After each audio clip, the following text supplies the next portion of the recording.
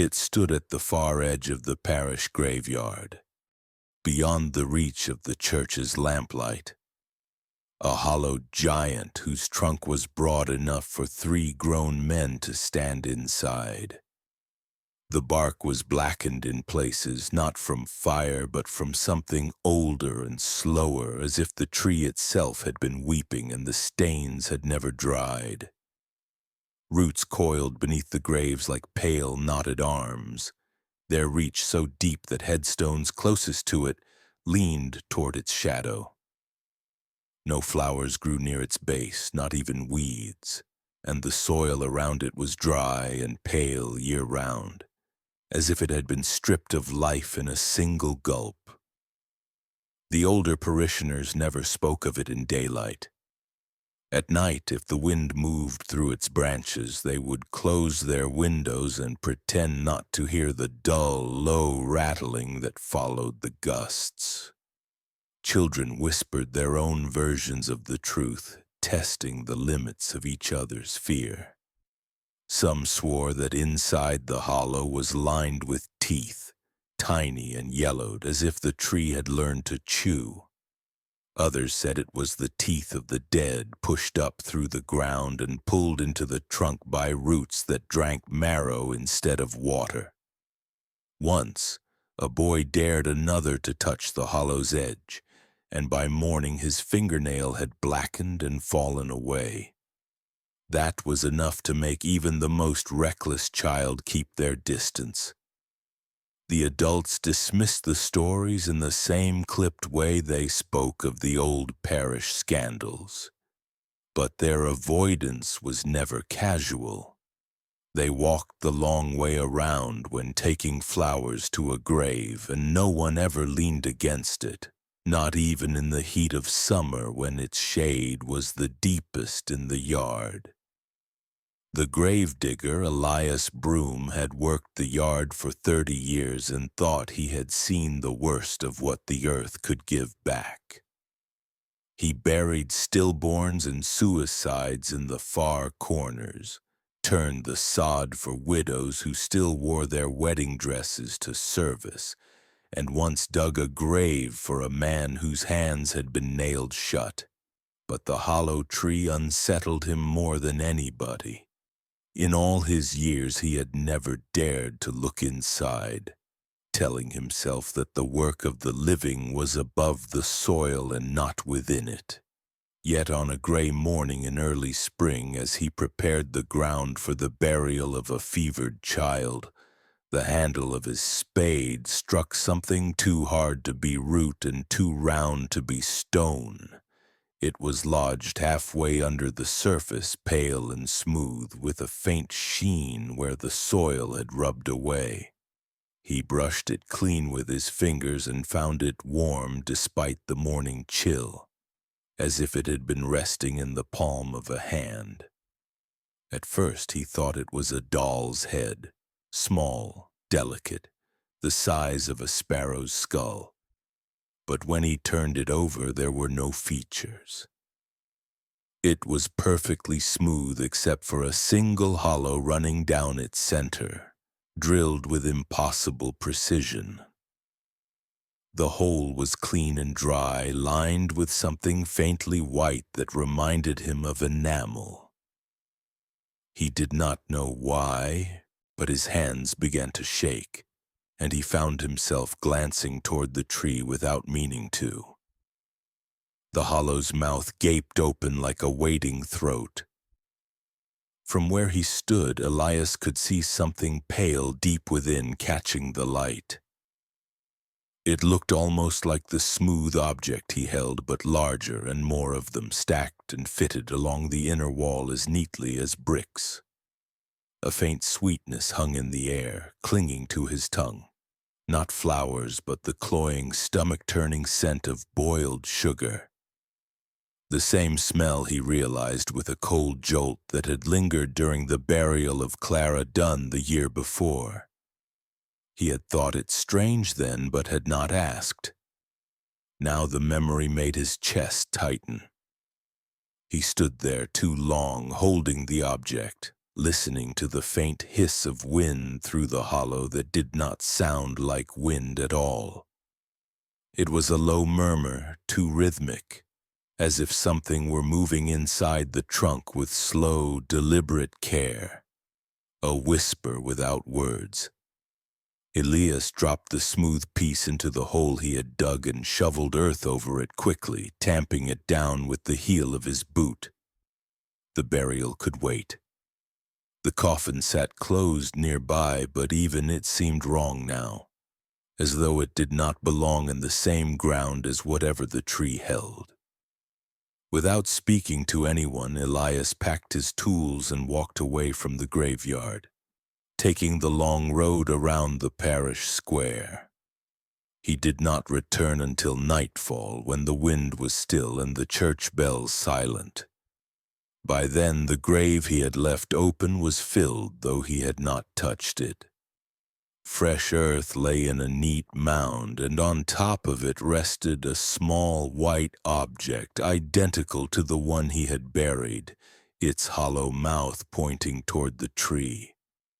From that night on, Elias never worked the churchyard alone, and when the parish children passed by and whispered that the hollow tree grew teeth instead of leaves, he no longer told them to hush.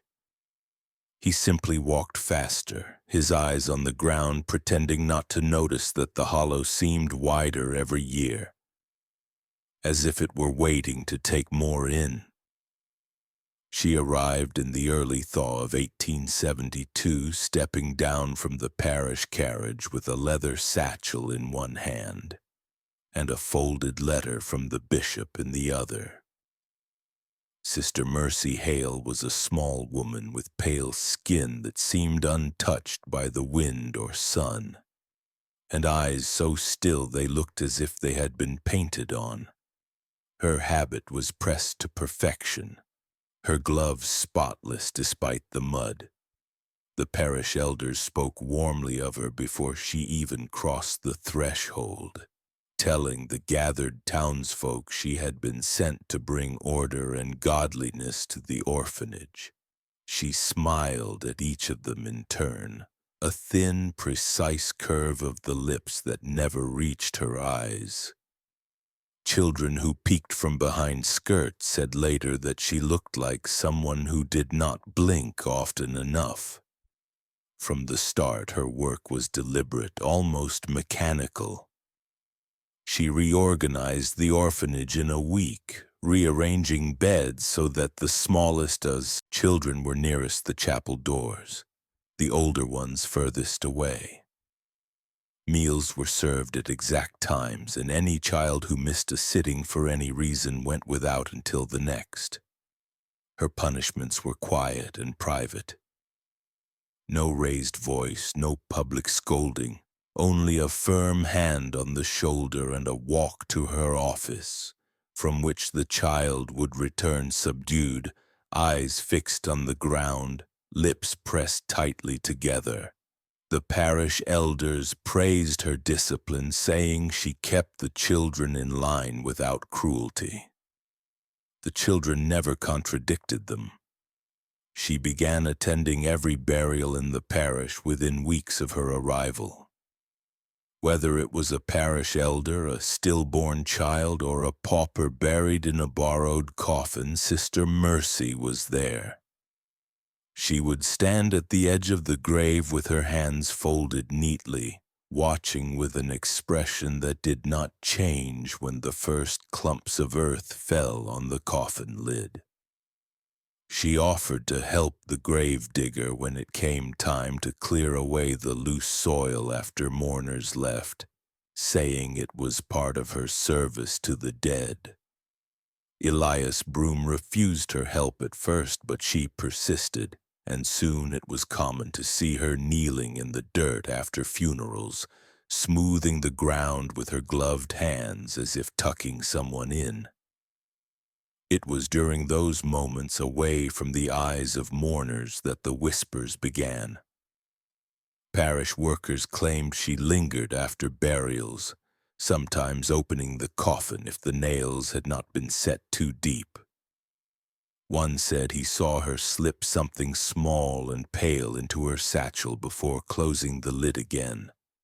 Another swore that after the burial of a young seamstress, he watched Sister Mercy run her fingers along the inside of the coffin as though searching for loose pearls, then leave with her hands cupped around something she did not show. When pressed, he would only say it looked too clean, too perfect to be bone. Her explanation when rumors reached her was simple and disarming. She said she collected teeth from the dead for mission work, sending them overseas to be carved into devotional beads for the faithful who could not afford ivory. The parish elders found this admirable, even pious, and told the congregation it was nothing more than a humble act of charity. But those who knew the look of teeth, the particular sheen, the fine root detail, muttered that no missionary would want them drilled so precisely, each hollow as smooth as if cut by a jeweler's tool. Inside the orphanage, the children learned to fear the moment she asked to see their smiles. She would tilt their chins up toward the light, her thumb pressing firmly beneath the jaw, and examine each tooth with an expression of patient curiosity. If she lingered on one too long, it was almost certain that child would be taken to her office within the week. Some returned with a clean white cloth pressed to their mouths, their eyes wet but their voices silent. The younger ones learned quickly to hide loose teeth under their pillows and never mention it. Her efficiency extended beyond the orphanage walls. Disputes between parish elders that had festered for years seemed to evaporate under her steady gaze. She mediated meetings with a calmness that unsettled even the most stubborn men, always steering conversation back to unity, to peace, to order. When she walked through the market square, shopkeepers paused mid-argument, lowering their voices as if the sight of her habit alone was enough to quiet anger. She became a figure of moral stability in the eyes of the town, a symbol of the parish's virtue. Yet at night, when the windows of the orphanage glowed faintly against the dark, Elias sometimes saw her walking alone toward the graveyard. She carried no lantern, yet her steps never faltered. The first time he followed from a distance, she went straight to the hollow tree, pausing at its base with her head bowed. Her hands moved inside her satchel, and he thought he saw the flash of white, the faint glint of metal. She stood there for some time before slipping something into the hollow and leaving without looking back.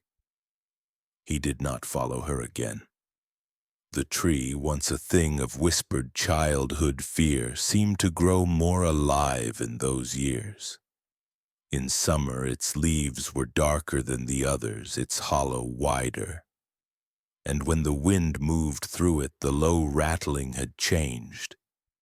It sounded now less like branches shifting and more like something knocking gently, patiently from the inside.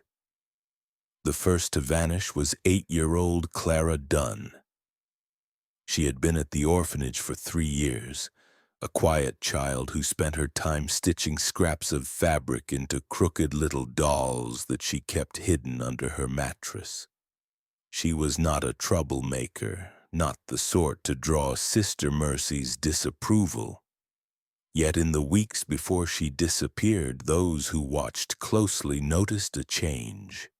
Her smile had grown stiff, her mouth never opening wide, and her dolls had begun to show strange new details, not buttons for eyes, but tiny white beads sewn into their mouths as if they were full of teeth. No one asked her about it. In the orphanage, questions had a way of making things worse. One morning, Clara was gone from her bed.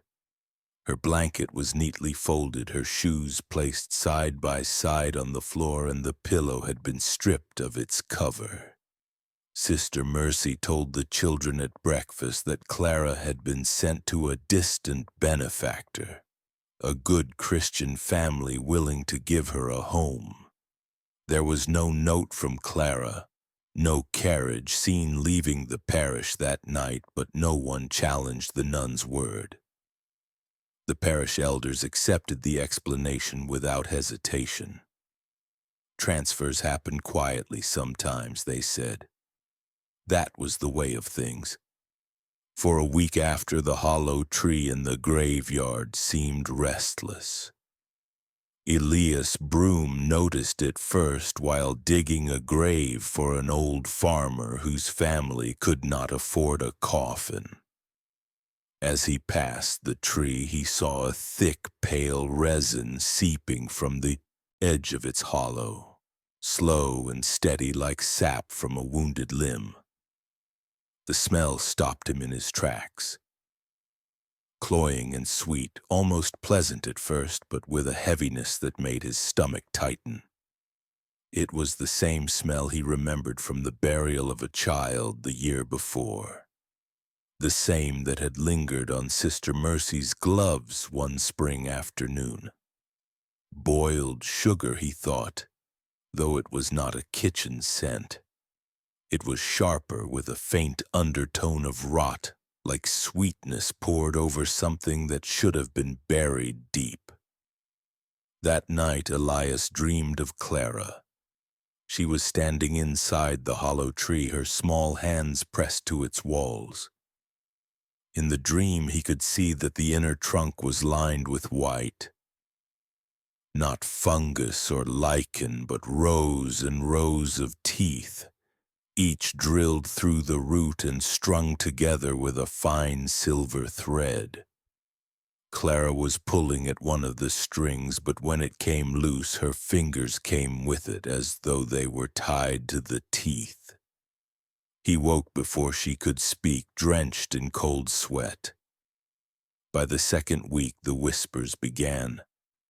A laundress at the orphanage claimed she had found Clara's nightdress in the washroom, the hem stiff with some pale, waxy residue. A boy swore he saw Sister Mercy in the graveyard at dawn, kneeling at the base of the hollow tree with her hands buried wrist-deep inside. The boy's story was dismissed as mischief, but afterward he refused to pass the churchyard on his way to school, choosing a longer road instead. Inside the orphanage, the children stopped speaking Clara's name. It was as if saying it would draw Sister Mercy's gaze, and none of them wanted that. The few who had been closest to Clara hid the dolls she had left behind, stuffing them into floorboards or behind loose bricks in the chimney. The dolls that remained had mouths stitched shut with black thread, the tiny white beads still visible between the seams. Sister Mercy herself carried on as if nothing had happened. She attended Mass, taught her lessons, and continued to examine the children's teeth during their morning prayers. If she noticed fear in their eyes, she did not comment. When the subject of Clara arose among the parish elders, she spoke of her with gentle praise, describing her as a girl of fine character whose new home would suit her well. Her voice was warm, her face serene. There was nothing in her tone to suggest anything had gone wrong. Elias tried to push the matter from his mind, but one evening he passed the graveyard just as the last light faded. In the dimness he saw a pale scrap of cloth snagged on the hollow's edge.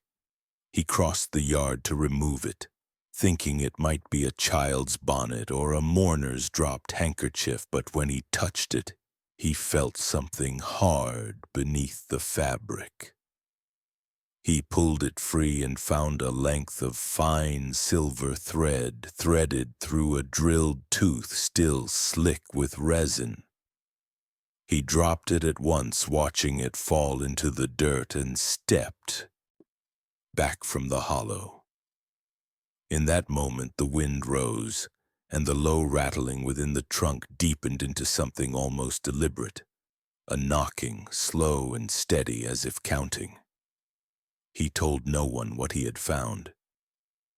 By morning, the cloth and tooth were gone, and the ground where they had fallen was smooth, as though it had been brushed clean by a careful hand. The grave he had passed on his way out was undisturbed, but he could not shake the sense that something had been added to the earth beneath it. And from that night on, the boiled sugar scent seemed to linger in the yard longer than before, even when no burial had taken place. The Sunday it happened, the parish was crowded for the early service. Winter was breaking, and the sun came through the high stained glass windows in narrow, bright shafts, picking dust from the air like drifting ash. Sister Mercy was already at the front pew when the first bell rang, her hands folded neatly, her eyes fixed on the altar. The children from the orphanage sat behind her in their usual row, dressed in clean matching wool, their faces pale and unreadable. The morning carried the same stillness as any other service, until the offering was brought forward. The tithing box was a small wooden chest, locked between services and only opened by the priest himself. It had been passed quietly down each aisle, the clink of coins and the whisper of folded bills a familiar rhythm. When it was set on the altar, the priest fetched the key from around his neck, turning it in the lock with practiced ease.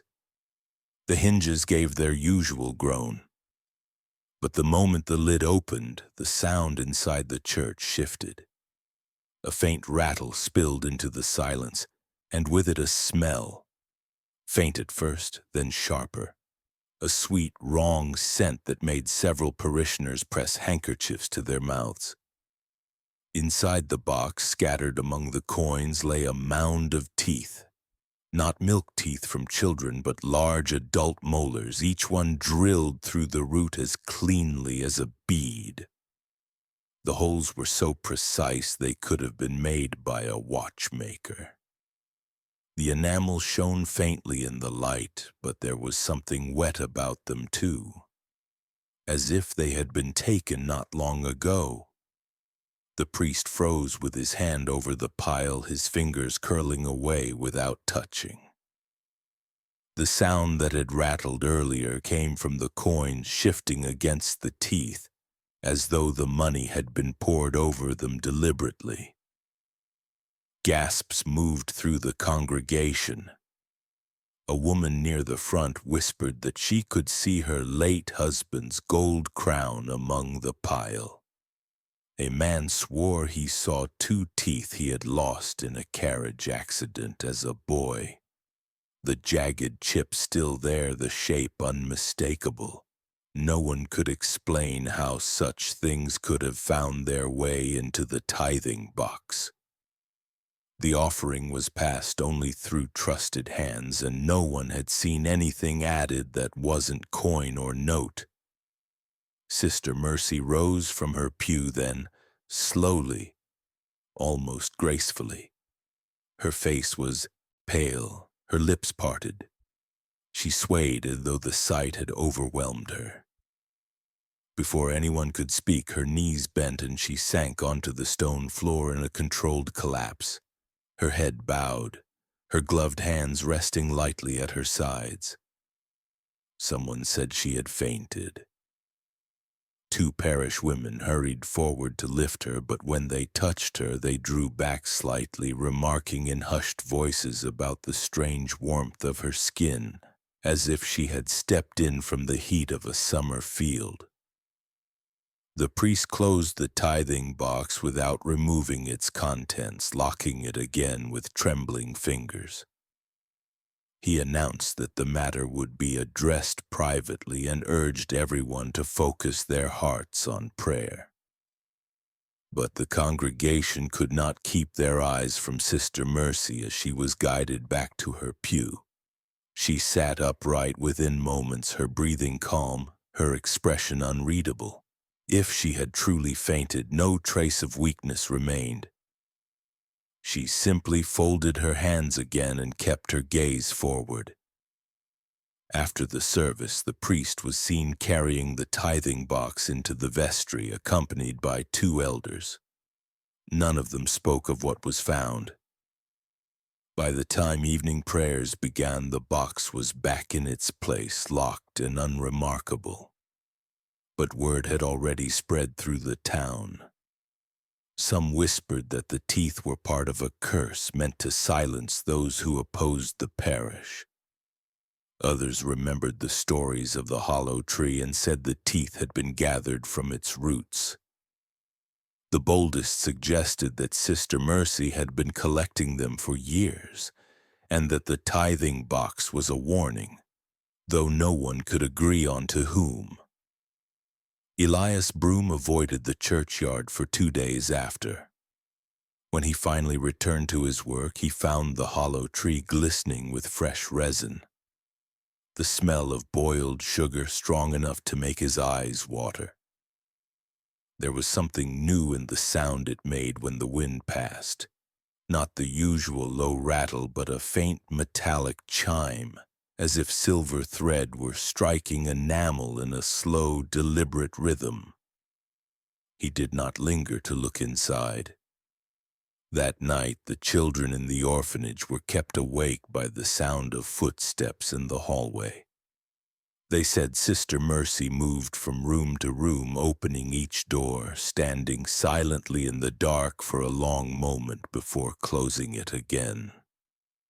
When she reached the last door, she stayed longer than the rest, and the child inside swore she heard the nun whisper something about blessings and the patience of roots.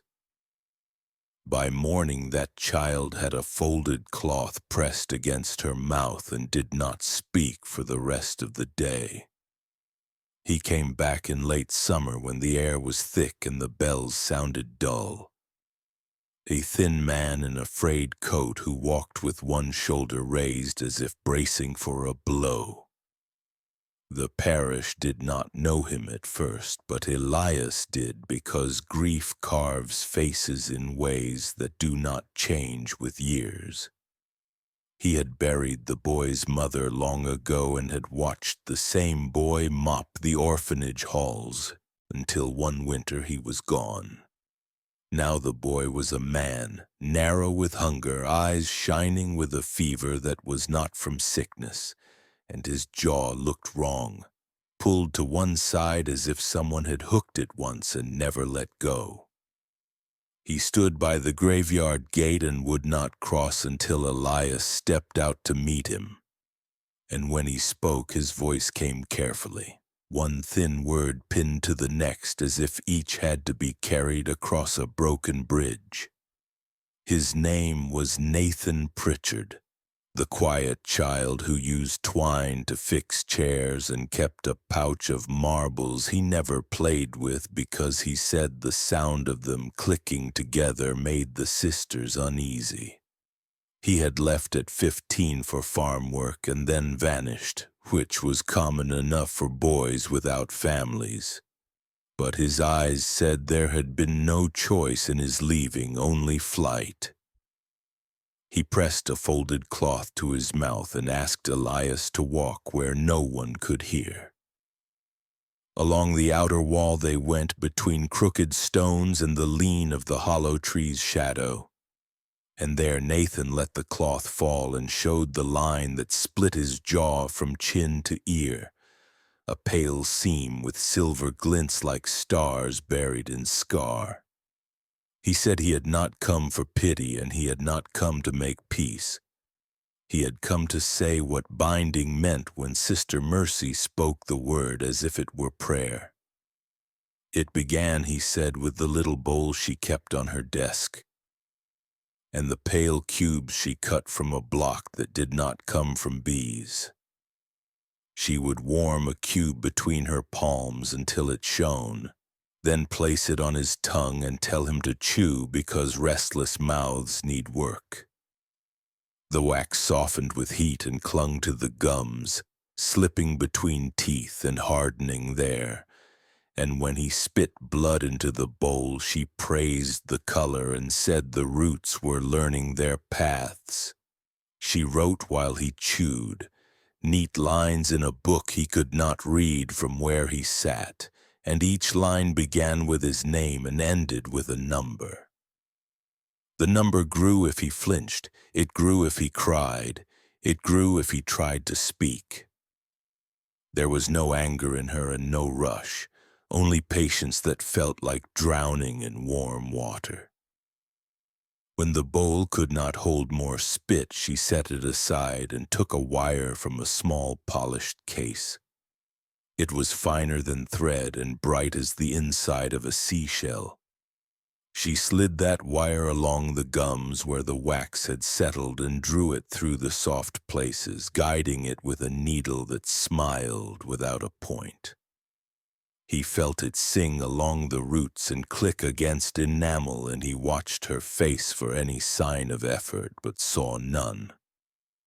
She fixed the ends to tiny rings she kept in a velvet pouch, rings so small a thumb could hide them, and she crimped each ring flat with a tool that looked like a bird's beak. Then she tucked the ends beneath the wax and told him to hold still while it set. And in the silence he heard his own teeth creak like a door under weight. She called it the first binding, the blessing of stillness, and she told him his mouth would learn and his heart would follow. He was not the only one. Children returned from binding with soft diets and hard eyes, their lips swollen but their silence smooth as a practiced step. She called these practice days and said obedience begins in the jaw because it is the hinge of the soul. Sometimes she sent them to the graveyard at dusk with bowls and candles to sit by the hollow tree and chew until the wax turned gray, saying the tree knew how to listen and would keep their noise. Nathan said the wind caught the smell there, sweet like burned sugar, and laid it over their faces until it grew hard to remember what clean air felt like. On the worst nights, she tied cloth strips she had dipped in warm wax around their heads, pulling them tight and rubbing the bands with her thumbs until the wax cooled and the cloth set like a brace.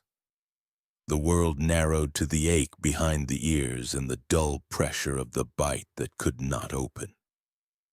The last time she did it at the tree, he and two smaller boys were told to kneel at the hollow's mouth while she heated wax in a little pan and unfurled lengths of silver thread that flashed in the candlelight like water. She wrapped the warm bands around their heads and pressed their jaws shut, then drew the wire through the edge of the cloth and into the cool wax that lined the inside of the hollow, where someone before had poured it smooth. There were rings set in that wax like fish set in ice, each with tiny marks across the face, and she tied their wires to those rings, one boy to each, murmuring that roots should know their keepers. When the wind moved through the trunk, the wires hummed an answer so soft it could have been thought, and the boys swayed with it because pain has its own rhythm. She left them long enough to make time strange. She returned to test the bonds with a fingertip and nodded when the wires held. He broke his binding by throwing himself against a water trough until the edge split skin and the wire bit through. He clawed the cloth away while the smaller boys stared with eyes that did not blink because the shock had made their bodies quiet. He ran until the fields changed color and the nights changed star patterns and the taste of metal thinned on his tongue.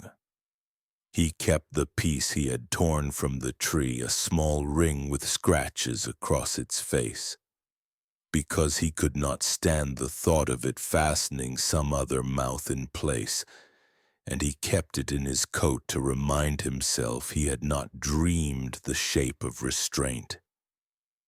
He came back only to dig a shallow hole at the far wall and press the ring into earth where roots could not claim it, and to put words to what the parish had felt but would not name. That a person could make obedience into a machine and feed children into it without raising her voice. When he finished, Elias heard the wind move through the hollow and catch on something inside, so the sound shifted from rattle to chime.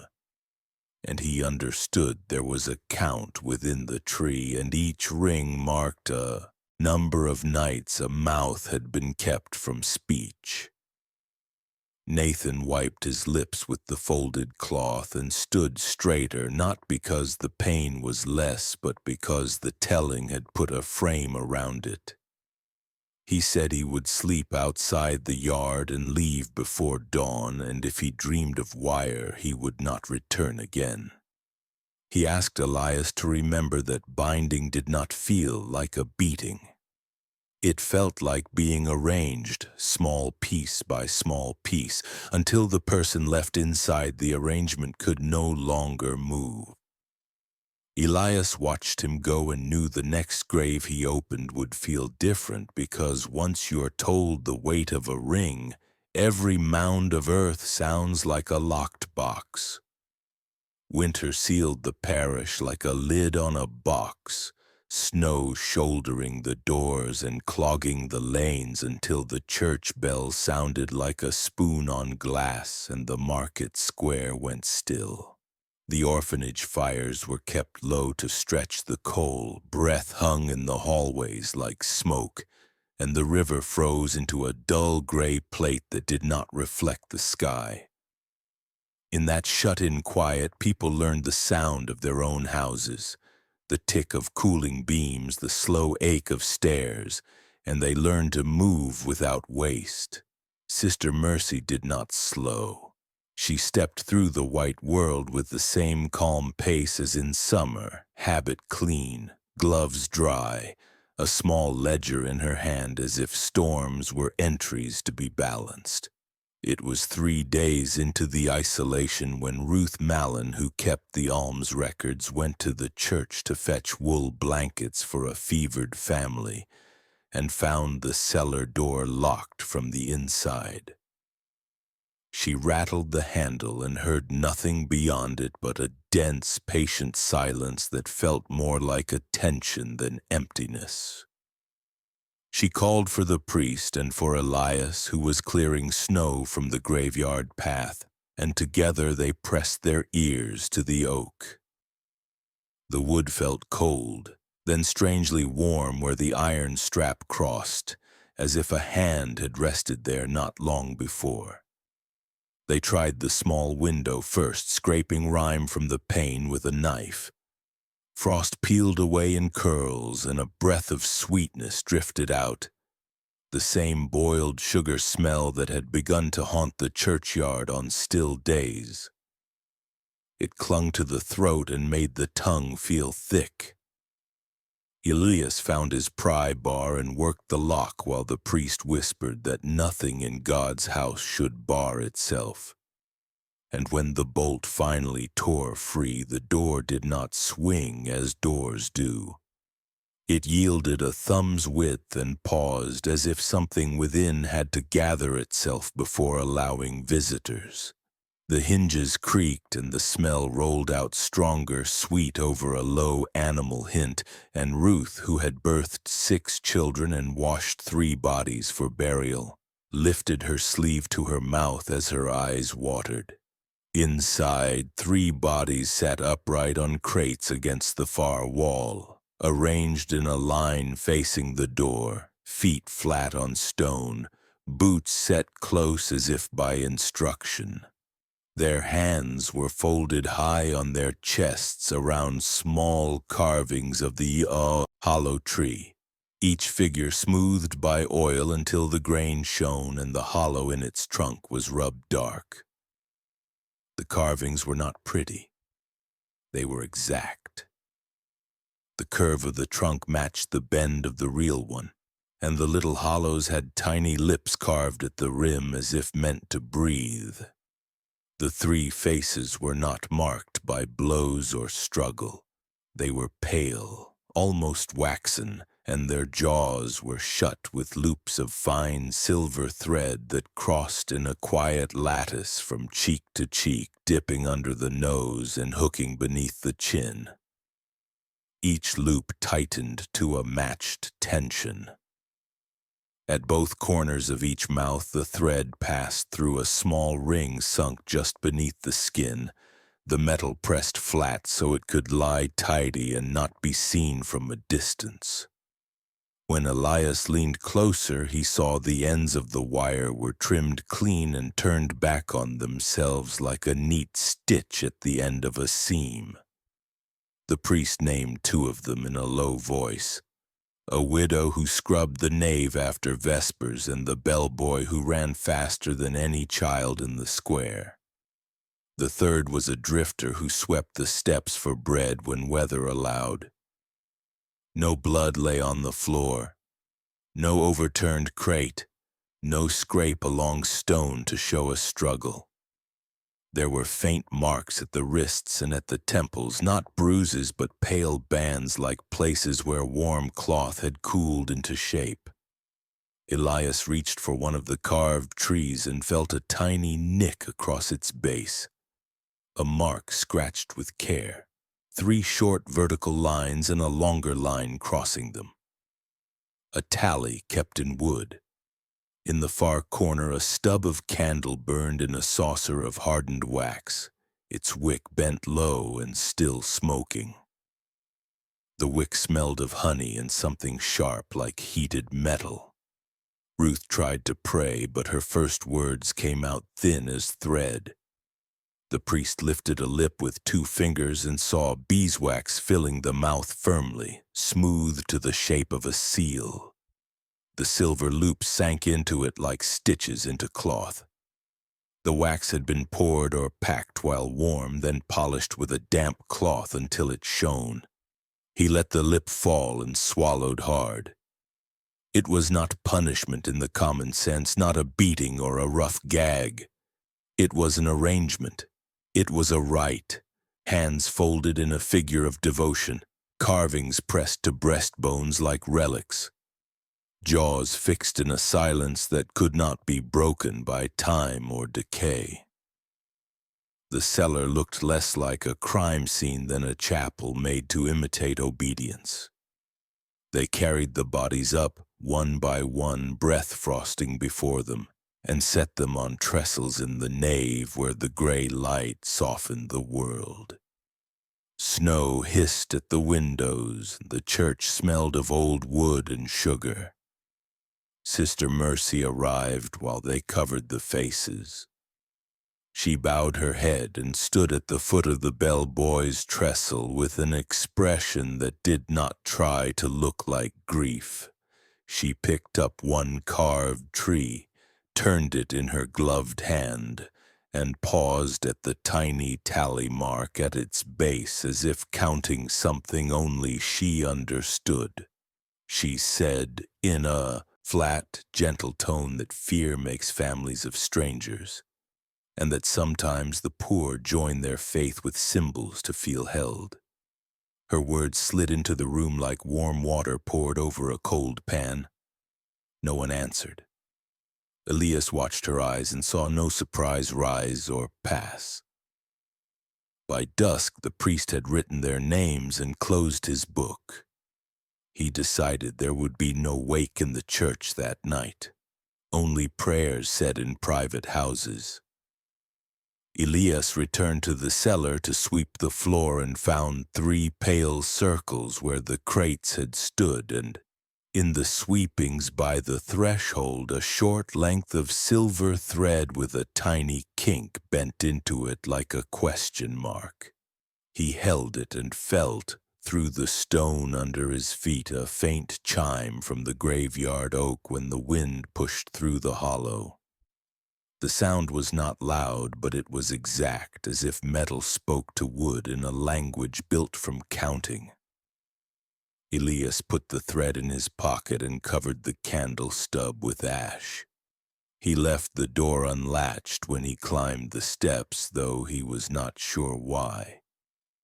That night the storm freshened.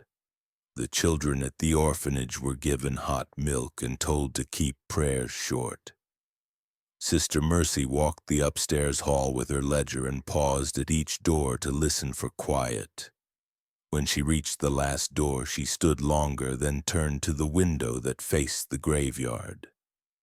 Frost made a mask of the glass, and the oak was only a shape, but the wind still found its mouth, and the old trunk answered with a soft, measured rattle that did not sound like branches at all. It sounded like knots being counted on a rosary, one by one, patient and without hurry, as if the storm were only a hand turning beads in the dark, and the cellar had been only another page in a book that was not yet near its end. The year the census man came, the parish had learned to keep its head down. Snowmelt cut pale ruts through the square, and the bell sounded farther than it was, as if winter had stretched the air thin. He arrived with a leather portfolio and a cough he pretended not to own, a seal pressed into the wax on his papers, and a list of instructions copied in a neat hand that did not belong to him.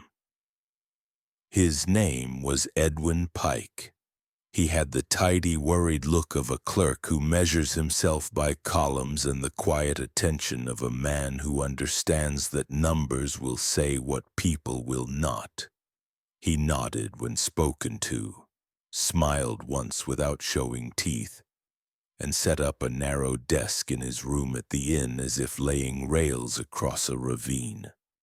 Edwin began with town rolls and parish ledgers, moving between desks with the patience of someone building a bridge from thin boards. He listened more than he spoke, and the calm of his questions made people offer details they had not planned to share.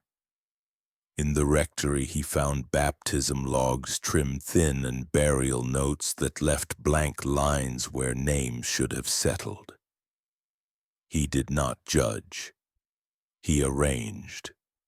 He tucked slips into his portfolio as if tucking children into beds. And when a sum looked too smooth, he added it again with a different pencil, watching for the place where ink refused the lie. The priest said the parish had suffered ordinary losses, fevers, winter lungs, farm accidents. Edwin nodded and marked a small square in the margin that meant return. He reached the orphanage on a dull afternoon when the halls smelled of lye and boiled oats. Sister Mercy met him in the doorway with her ledger closed beneath a palm and the composed stillness of a woman who could hold a room by the angle of her hands. She gave her name, her arrival date, her staff count, each fact smooth, each word set carefully, and when he asked how many children were in residence, she spoke a number that matched last year's parish report without a pause. She smiled when he asked to see the dormitories and led him as if they were walking through a model of the building rather than the building itself. Every bed made tight, every trunk squared to the footboard, every window latch bright. Her voice stayed soft when she called the roll. Faces lifted, mouths answered, pens wrote. The count moved as if on rails until Edwin began to see shapes that refused the ledger. Names painted on footboards did not match the mouths that answered from them. A pair of small shoes sat neatly beneath a bed that had no assigned body. A stack of folded nightshirts reached higher than the number of shoulders in the room.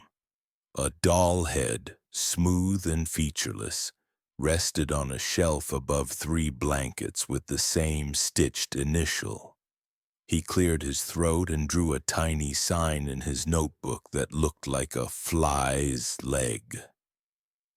Sister Mercy saw the mark and stopped beside him with the exact stillness of a clock at the top of the hour. She said placements to farms often happened between reports that families sometimes returned children when winter cut deeper than expected, that the parish did not record every reversal because hope could not live on paper. Her tone was kind and allowed no place to put a spear. He changed the way he added. He asked to see the infirmary and found a room warm and empty except for a basin that smelled faintly sweet, the same wrong sweetness that had followed him from the square. He asked for the names of farm placements, and Sister Mercy recited them without looking at a page. He asked to see the letters that sent children to distant cousins, and she said the parish trusted long relationships more than ink. She did not refuse him, she rearranged him, shaping the next question before he reached it. Edwin thanked her and stepped into the yard to count windows, to measure with his eyes how many beds could really fit behind that row of panes. The hollow tree at the graveyard fence seemed closer than any tree should be, its dark mouth turned toward the building like a listening ear. He left with the number she had given but carried a second column in his head that would not settle. At the rectory he compared her figure to baptism lists that ran shorter each year and to burial notes that sometimes recorded no name at all, only age and a season. The sums refused to lie still. In the evenings he returned to the inn and copied the columns again, not changing a mark, only rewriting them to see if some new arrangement would admit him. He coughed into a handkerchief that showed a blush he folded fast. The sweetness had followed him to his room. It clung to the curtains and lived in the cool lip of the water pitcher, a boiled sugar ghost that made his tongue feel heavy. He dreamed of tallies pressed into wood and woke with the taste of beeswax where breath should be. On the 4th night there was a gentle knock at his door that carried the promise of manners. Sister Mercy stood in the hallway with a loaf wrapped in clean cloth and said the children had baked extra in thanks for his service. The bread was still warm. When he held it, the sweetness rose and steadied his breath for a moment as if the air were kinder passing through it. He ate a slice at his desk and felt his chest loosen, then tighten again when he noticed a thin thread clinging to the cloth like a hair, bright as new coin, too fine to belong to any garment he knew. He set it on the windowsill and watched it tremble in the draught like something alive. He slept early and dreamt of rows that skipped certain numbers and never explained why. He finished his count the next afternoon and signed his name with a steady line, and the parish received its number like weather. The figure traveled to the county seat and then to the state, where it rested among other figures that sounded honest because they were even. By early spring his cough deepened and his breath shortened as if his ribs had tightened while he slept.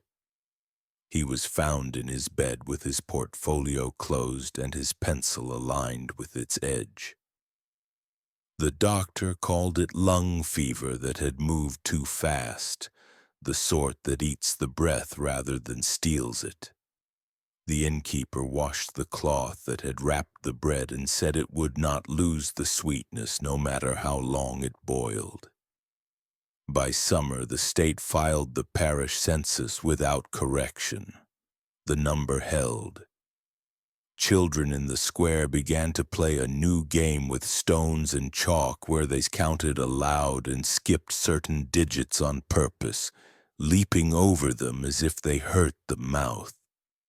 Their parents laughed at the rules, not hearing how the skip sounded practiced. When the wind shifted, the boiled sweetness walked the church fence like a memory that would not rinse away. The orphanage ledger kept its tidy columns.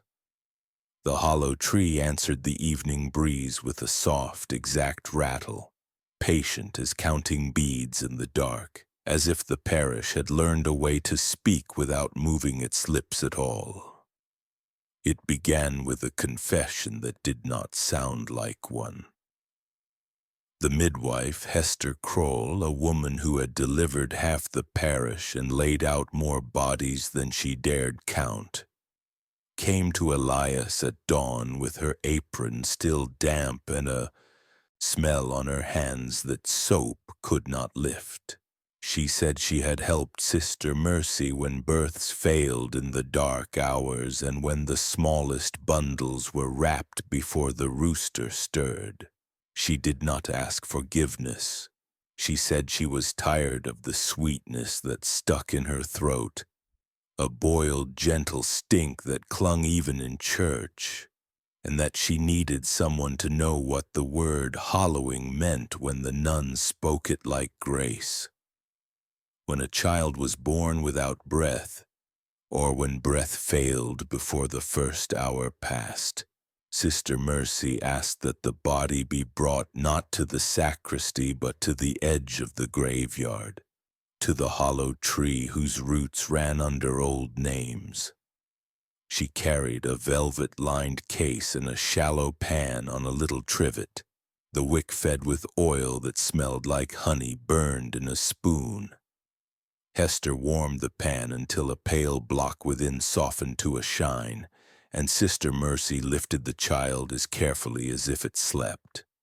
The steps were exact. A cloth warmed by the fire was pressed around the jaw until the skin remembered shape.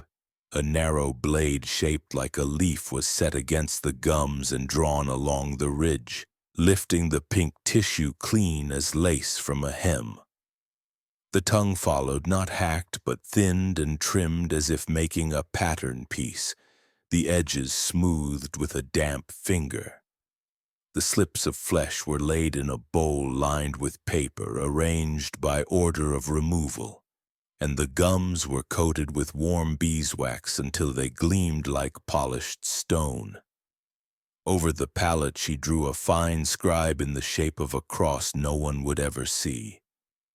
Then came the hollowing. Sister Mercy took a small hand drill with a pearl handle and turned it between her fingers until the point sang. She opened one clean channel through the middle of the palate and into the throat. Not to widen it, she told Hester softly, but to teach it silence. Into that channel she pressed a sliver of cooled wax mixed with resin scraped from the inside of the tree, sealing the door behind the door. A length of silver thread was set along the gum line and anchored with rings no bigger than a poppy seed, pressed flat so they would lie tidy under the wax.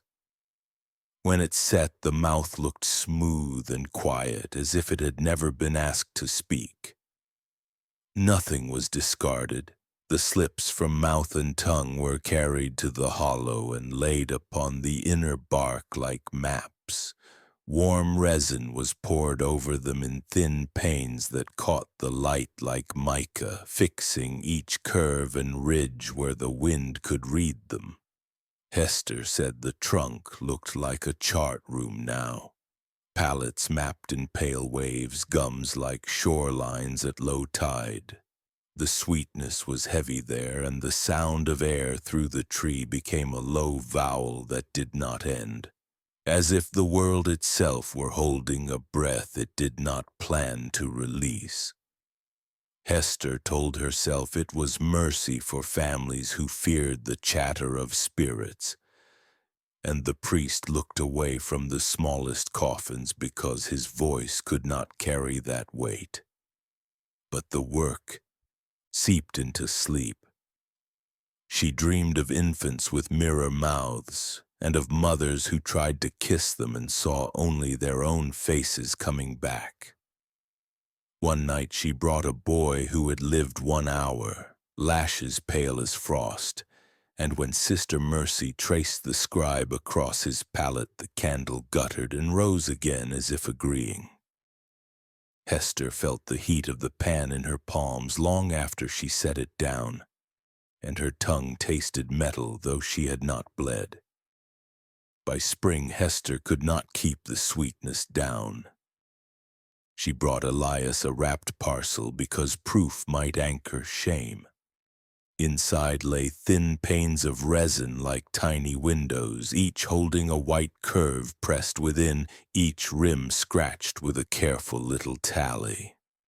He understood at once that these were not charms, but records, that someone had been counting not souls, but mouths. He asked nothing. He took the parcel to the far wall where the roots thinned and dug a clean grave for the panes, tamping the earth as if quiet could be made with effort. Hester stood with her fists pressed against her apron, smaller than he had ever seen her. As he worked, the wind moved through the hollow and dropped to a hum that sounded like a page torn from a book. In the orphanage windows, a warm glow held steady small shadows passing like fish behind a lit curtain. Hester left without turning her head, and Elias stood with his spade and knew that hollowing would never again mean emptiness. It meant shape taken away and shape preserved, door closed and door kept, a rite that made silence into a tool and dressed it as care. The sweetness lingered in the air, soft as a lullaby, heavy as a hand over a mouth. Far off the bell sounded thin and the tree answered softly, counting what the town refused to name aloud. By 1885, the parish had a shape you could feel without looking. Rows of girls in neat braids at Sunday service, careful hands folding linens in the orphanage yard, soft voices that knew when to end a sentence before it asked for notice. What was missing was louder than any hymn. Boys do not vanish cleanly, not in farms or mills or fishing towns. Yet here they had thinned to air, explained away as placements to cousins with extra fields, as apprenticeships on roads that left no dust, as chances too good to write down because names on paper can break good luck. The ledger showed numbers that seemed calm. The square showed skirts and small boots and no scraped knees. Mothers whose sons had been promised work in the next county spoke of letters they expected soon, letters that never arrived, then learned to speak of other things. The priest said the parish was blessed with docile children. The blacksmith, who had once sharpened skates for a dozen boys every winter, kept the blades on a shelf that did not empty. The game in the lane changed from racing to clapping, and the rhythm the girls chose sounded like counting done with the lips closed. Elias Broom felt the hole in the world when he folded blankets found on the orphanage fence, and they smelled faintly of the boiled sweetness that now haunted him like an old song. He knew the way boys carry noise, how they slap water from a trough just to watch it fall, how they throw stones not to hit but to see the arc. Yet months passed with only the hush of skirts and the soft scrape of brooms. He began to measure his days by the wind in the hollow tree. When the breeze moved, the trunk answered with a sound that had grown more exact, less like leaves and more like wire reminding wood of what had been asked. He could not say it aloud in the square, but he felt in his bones that silence had been taught to this parish the way a calf is taught a fence. It did not fight. It learned the shape of its world and stayed within it. At dusk, the orphanage windows were dull gold and steady. He sometimes saw Sister Mercy's shadow pass the panes, ledger in one hand, the other behind her back as if pinning herself to stillness. And he imagined how she spoke the word blessing when she meant the arranging of bodies and the tightening of threads. He had seen the rings and the tallies and the panes of resin with their pale, preserved curves. He had listened to Nathan Pritchard tell the way a wire can teach compliance. He had held the midwife's shame in his hands like thin glass. Now he watched a town learn to step around a question.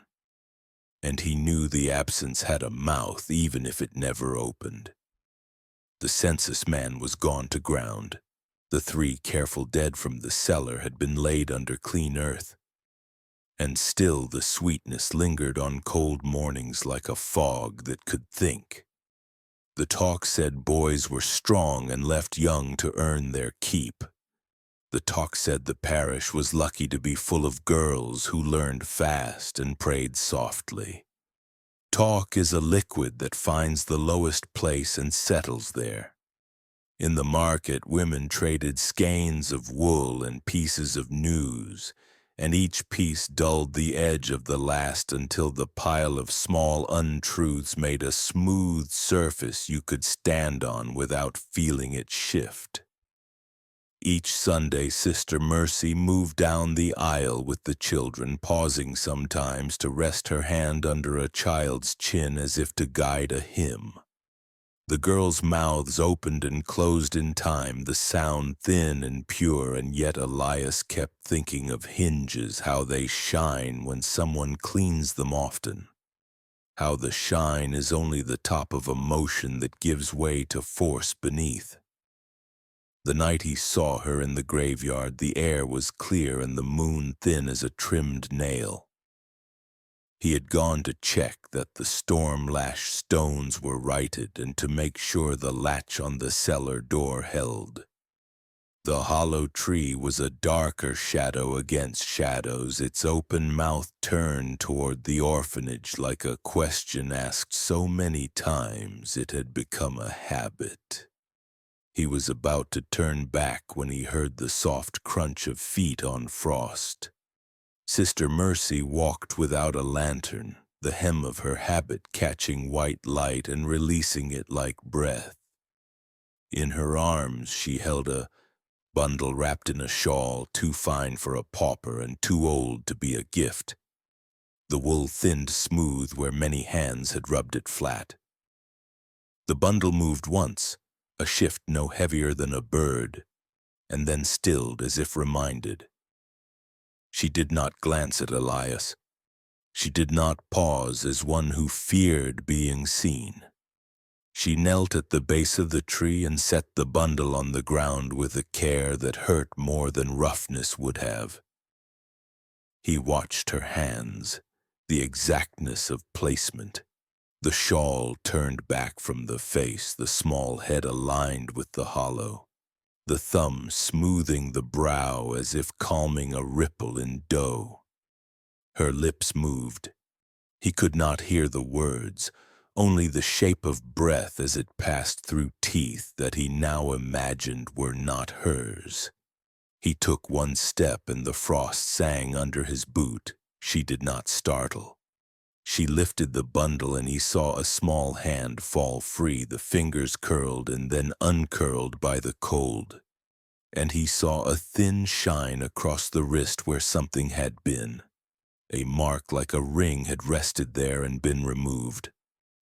The child, he told himself to use the word child and not boy because the word boy made the emptiness sharpen, gave a soft jerk that might have been a breath or might have been the last twitch of nerves learning the lesson of stillness. Sister Mercy pressed the shawl closer and held it until the movement stopped. Patient as someone waiting for milk to scald. She did not weep. She did not pray aloud. She looked up once toward the church, her face clean of expression. And in that look, Elias understood the terrible safety of a person who believes she is only finishing what the world began. He wanted to run to the priest's house, to pound on the door until the bell woke the elders and the whole square poured into the yard. But the wind moved through the hollow and the tree answered with that measured chime, thin and countless, and he felt something old and cowardly settle in his ribs. It was not fear of Sister Mercy. It was fear of the way the parish would listen and then turn its head, fear of the soft explanations poured over sharp facts until the facts dulled enough to swallow. He stood with his back to a headstone and watched her rise, the bundle in her arms held like a relic, and he watched her step around a patch of frozen ground that was smoother than the rest, as if feet had learned the same careful path to and from this spot. When she had gone, he knelt and touched the place where the bundle had lain. The frost had melted in a neat oval that steamed faintly and smelled of the familiar sweetness. He pressed his palm there until the heat left, as if he could take it into his skin and keep it from the earth. Then he stood and faced the hollow and told it, in the only language he still trusted, that he would remember this night and name it when the parish forgot. The tree gave back only the small count it always gave, patient and exact, as if to say that remembering is only one ring on a wire and there were many yet to string. He walked home with the cold in his teeth and the sense that the town had practiced a trick so long it no longer knew it was a trick. Replace the word boy with the word blessed, replace the noise of a life with the quiet of a ledger, and call the emptiness peace. It happened on a night when the sky felt thin, the kind of brittle cold that makes sound travel farther than it should, carrying small noises from door to door like unwrapped news. And the square lay so still that even the bell rope seemed to hold its breath. Elias had stayed late to mend a fence rail along the graveyard path when he heard a sharp pop that was not ice and not wind. A wooden breath held too long and finally let go, and he walked toward it on a route he could have taken blind, past the stones that leaned like listeners, past the cellar that remembered names, until the hollow tree stood before him with a pale seam running down its belly where there had never been one before, resin shining along the split like honey on a knife, the lantern's light sliding in and coming back changed, gold dulled to amber as if the trunk had learned to drink light and return it with memory in it. And the wind passed through, and the tree answered with a chime so clean it made his jaw ache. Not leaves, not branch, but metal, striking enamel in a patient count that did not hurry for any man. He lifted the lantern, and the seam widened with a sound like crockery breaking in slow motion, and the hollow opened enough to show what the parish had refused to see. Inside the trunk, the curve was not wood at all, but a wall of teeth seated in ambered resin as if the tree had grown sockets on purpose, each tooth drilled through the root with a perfect hole no larger than a hair, exact enough to pass a thread without catching, and they were not one kind and not one life. small incisors with faint chips an adult could not make, molars holding old dark fillings, and among them pale rounded shapes that were not beads at all but worn roots rubbed smooth by fingers, and tucked between the rows were flickers of fine silver thread like fish in shallow water. And when the wind slipped again, the threads trembled and sang a thin note that found the space under his tongue. At the base lay bundles nested in shallow resin beds, neat as festival parcels, edges dulled to a soft shine by handling, and on each flat side someone had scratched a set of tallies, 4 short lines and a 5th crossing them, repeated not years, not saint days, but nights, the length of bine, the count of kept mouths, a calendar of endurance no season had made. And in that instant the tithing box lived here. The alms seller lived here.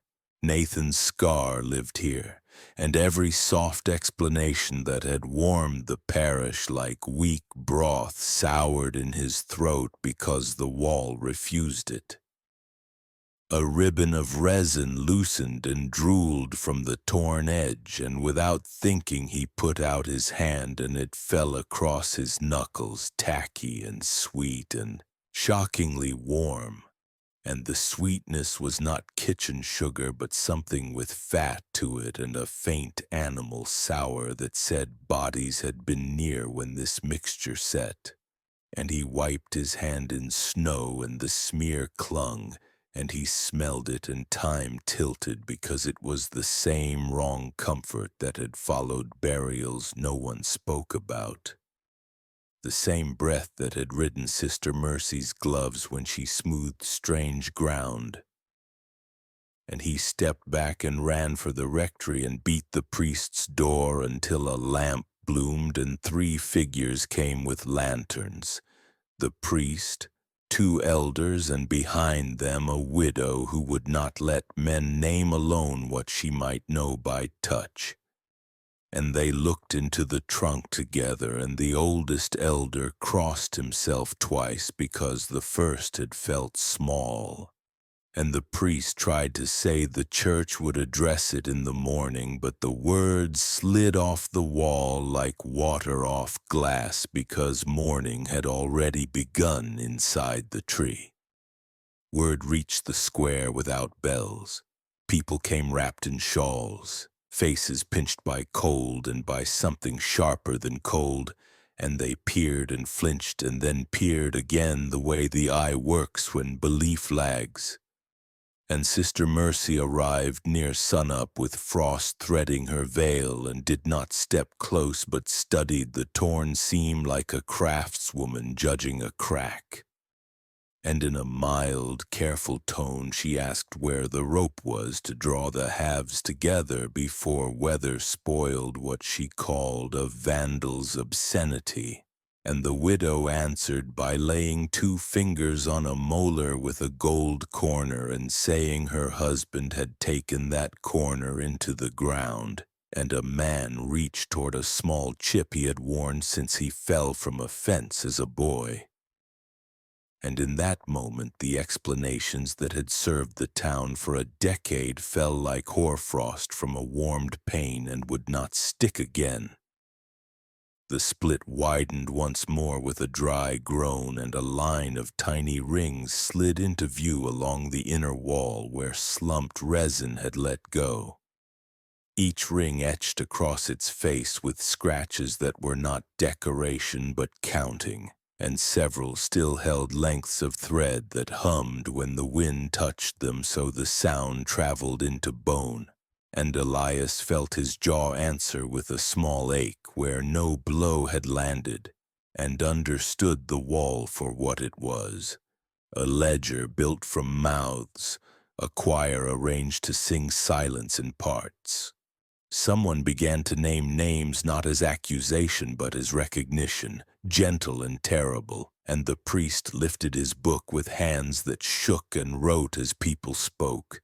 And Sister Mercy's eyes did not change, and she stood very straight as if the cold was inside her and had always been. and snow came again in fine grains that ticked against enamel and melted on warm resin, and the sweetness thickened until it felt like syrup in the lungs. Yet no one fetched rope because the seam had become a witness, and to bind it shut would have been to choose forgetting in public, and though forgetting had once been easy, it had never been honest. By full light the tear steadied and the wall glowed dull and exact, a record that would not be prayed away, and Elias stepped back and saw the shape of what day would bring. Officials called, denials rehearsed, mercy claimed where there had been only method, and also the line the parish had already crossed simply by looking and not shutting its eyes. And he closed the lantern and let the wind speak the last words, a clear, thin chime that moved across the graves and under the doors and through the rooms where children slept.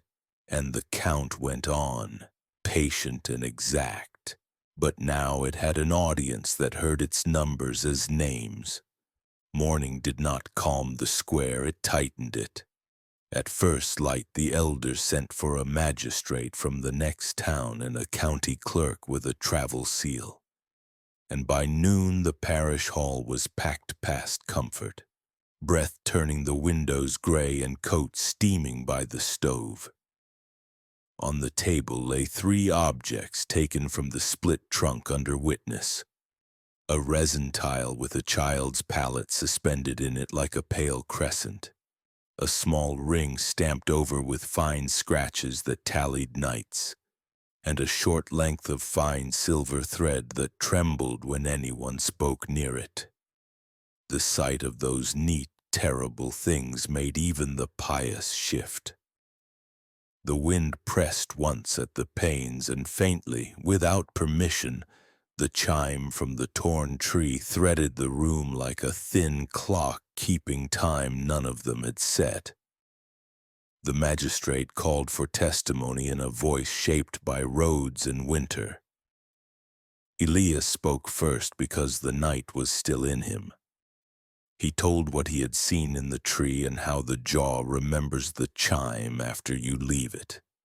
How he had found the 3 seated dead in the cellar, and how the sweetness clung like a kindness that refused to let go.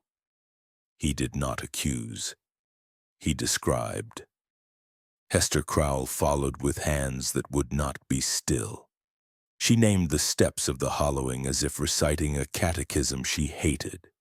The warmed cloth, the lifted gums, the beeswax polished smooth, the single drilled channel sealed with resin that smelled like honey over heat. She said she had carried the tiny slips to the trunk because mercy, said wrong, can look like care. She did not ask the room to forgive her. She only asked to hear it. Then the ache began. A bellboy's mother lifted a palm to her jaw as if remembering a slap that never happened. A farmer rubbed the hinge in front of his ear and frowned. The clerk moved his tongue as though a seed hull had lodged beneath it. No one spoke of it at first. Country bodies hurt for 100 reasons in spring. But as Hester continued, a woman near the stove gagged softly and bent, and the magistrate paused to drink and coughed when the water tasted faintly sweet. The smell was nowhere and everywhere, the same boiled note that lived in the graveyard, soft as a lullaby until you knew its work. A murmur skittered along the wall, a curse, a warning, a trick of bad air. The magistrate rapped the table with his knuckles and told the room to keep its courage inside its ribs. By the next account, the ache had teeth of its own. Elias felt a looseness at an old molar and tasted iron the way a storm tastes. Hester reached for the hand drill to steady herself and let it fall. When metal struck oak, the sweetness flared like a blossom opening, and several people flinched as if their mouths had been touched. A young mother stood to speak of the night Sister Mercy asked to see her child smile at the door. The woman's jaw jumped once, she bit her lip hard, and the words broke into breath. A boy rose to say his older brother had been promised to a farm that never wrote back. He got as far as brother and sat down, shaking, a thread of saliva bright at his mouth like glaze. The magistrate asked for letters, for contracts, for contradictions in black and white. There were none. There were stories carried like stones. He frowned at stones. Stones were not law. Sister Mercy did not object. She watched patiently as it was snowing. When the magistrate addressed her, she spoke in a low, careful voice about panic and grief, about the human need to braid fear to a single face so the world feels small enough to hold. She said the tithing box outrage could have been the work of a blasphemer who wished the church harm. She said the resin wall showed only a natural oddity exploited by morbid minds, years of sap-catching detritus until it looked like design. She allowed sorrow for confusion. She called for charity toward neighbors who had mistaken strange nature for evil. While she spoke, her hands rested lightly on the ledger against her ribs as if the book itself were breathing. Witnesses faltered in turn. A mill hand who had sworn he saw a bundle carried to the tree found his lips tacky and his tongue numb. The clerk dabbed his mouth with a handkerchief and frowned at the faint shine left behind. The priest began to read names of children baptized and tripped on a blank, then another, as if the paper had swallowed sound in those places. Hester tried to say tongue and gagged. She tried to say ring and coughed until her eyes ran. The magistrate grew impatient with bodies that would not cooperate with procedure. Without testimony that could be read back clean, no tremor, no swallow, no pause, he said the court could not proceed. Elias asked him plain as he could whether the wall in the tree could count for a page when a page had been denied. The magistrate said a tree is not a witness because it will agree with anyone who listens hard enough. He dismissed the charges for lack of sworn statements free of disturbance. The hall exhaled in scattered breaths. Some wept, some stared at their hands as if knuckles might confess what mouths could not. Sister Mercy inclined her head without triumph and rose. As she passed the table, she straightened the coil of thread with one gloved fingertip and turned the scratched ring so its tallies faced the door. A tiny courtesy to departure. The clerk wrote in a line that wobbled, then pressed sand over the wet ink as if burying something small. Hester stood with her jaw set and her fists open, the posture of a person who has run out of places to put shame. Elias did not move. He watched the silver thread tremble to the rhythm of footfalls leaving and knew the rhythm would follow them into their houses and into their sleep. Outside, tongues loosened again the way they do when walls stop listening. But the verdict had already cooled like wax. Once set, it holds its shape.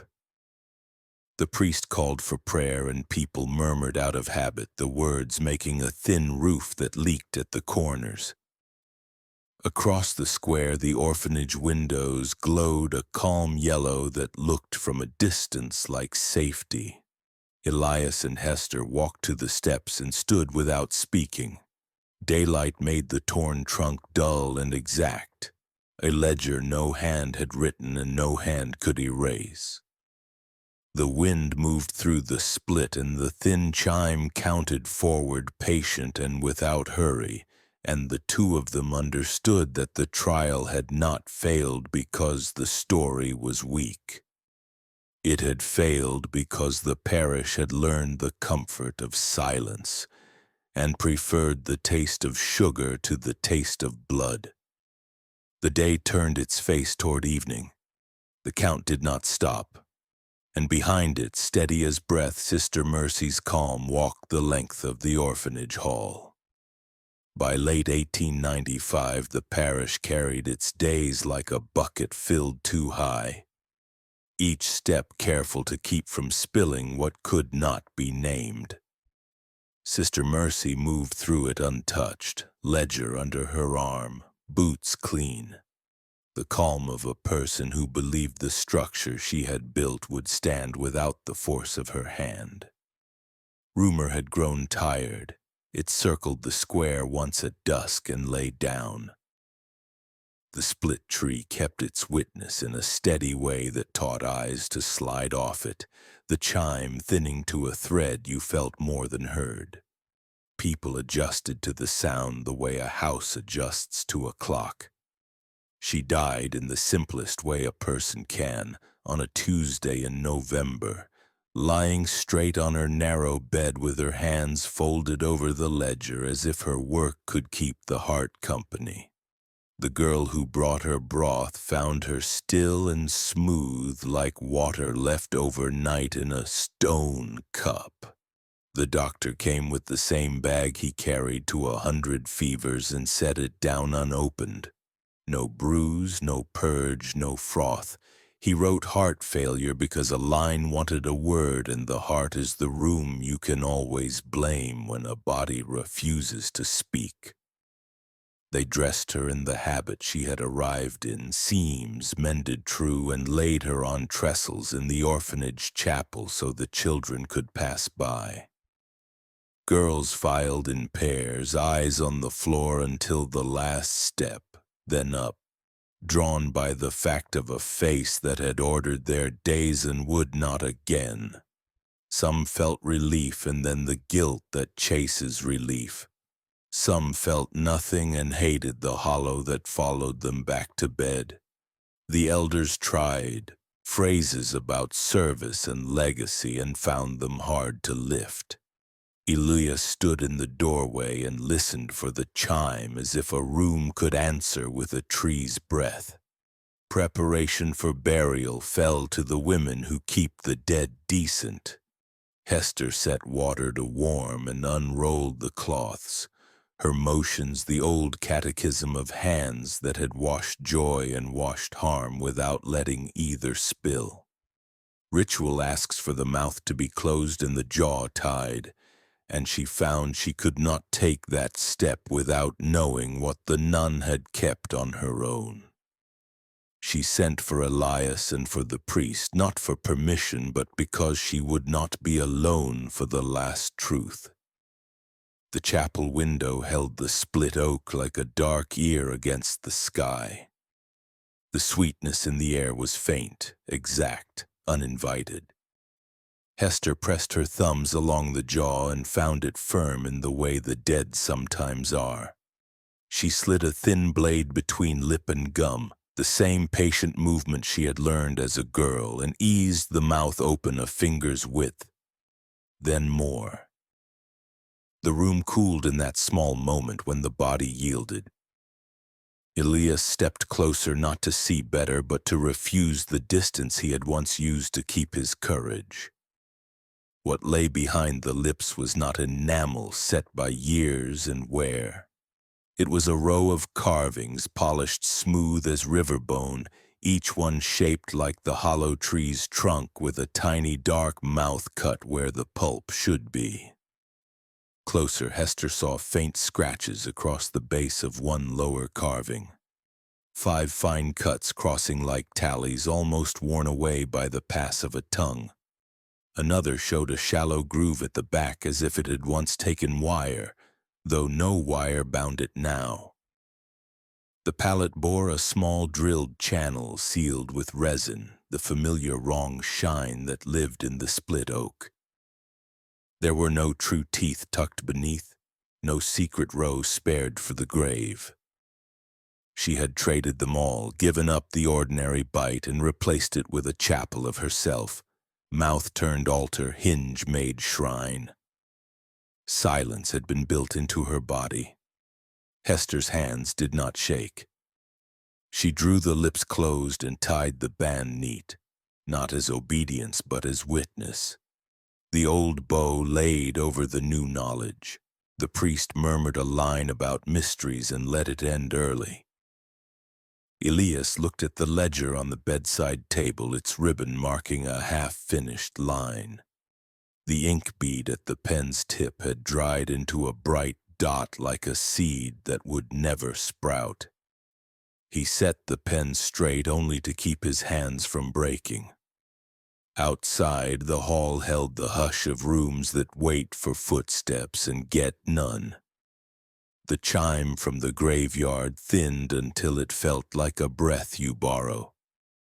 They lowered the coffin into a ground cut close to the tree because the parish is a place where irony and convenience share a road. The children were kept inside, yet their faces pressed the orphanage windows, small moons behind a thin sky. The first shovels fell and the sweetness rose one last time, not strong, only exact. It touched the back of the tongue and thinned as the mound settled. Hester watched the earth take the box the way a mouth takes a story it plans to keep. Elias stood until the last spade laid the last smoothing, then listened. The oak answered with a polite chime as if acknowledging a craftsman laid to rest. That night the halls sounded different. Absence has a footfall. The doors settled and did not open again. A ledger lay on a desk with the last line unfinished, and the pen beside it sat crooked as if waiting for a hand that had taught it to sit straight. In houses across the square, people spoke in voices that tried for ease and met the small wall of their own throats. The chime from the graveyard was softer, not because the tree had forgotten, but because there was no one walking the hall to measure it. Elias lay awake, counting a count he could not hear. Hester watched the knot she had tied and did not untie it. Morning would bring officials and letters and the work of turning a woman into a paragraph. Hester rose before light, already gathering names that would need to be said aloud so the dead would not be arranged again into quiet. The split trunk held the horizon like a dark hinge. The parish, missing its center of gravity, did not tip. It paused. And in that pause lived the bare truth they all recognized and did not know how to speak.